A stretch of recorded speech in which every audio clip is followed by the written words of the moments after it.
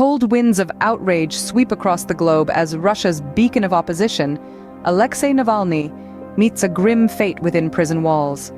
Aged 47, Navalny, a vocal critic of President Vladimir Putin, passed away under mysterious circumstances while serving a sentence for extremism charges, widely perceived as politically motivated.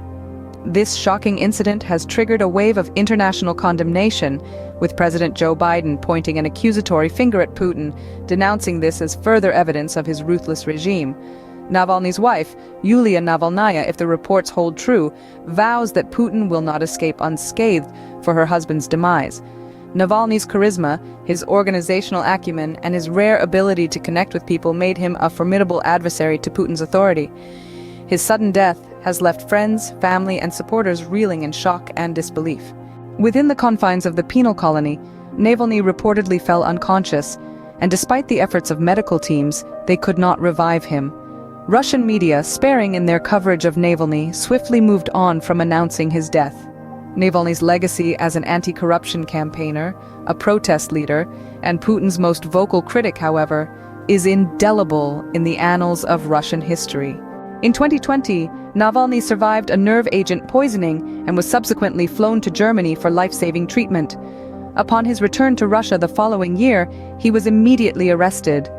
Since then, his safety within prison walls has been a source of constant worry for his friends and family.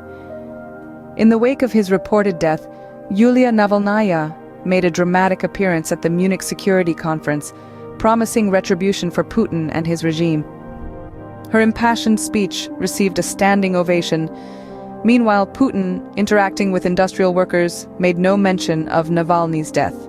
Navalny, aware of the risks involved in opposing the authorities, had a simple message in the event of his death: do not give up. While not all Russians supported Navalny, many braved the stifling atmosphere of suppressed dissent to remember him. In Moscow and other Russian towns, people came out to pay their respects, their very presence an act of courage in a country where dissent is often silenced. To summarize, the sudden death of Russian opposition leader Alexei Navalny in prison has sparked international outrage.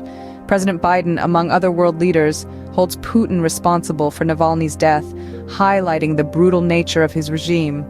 Navalny's death underscores the grim reality of political dissent in Russia, and the world watches closely as the consequences of this tragic incident unfold.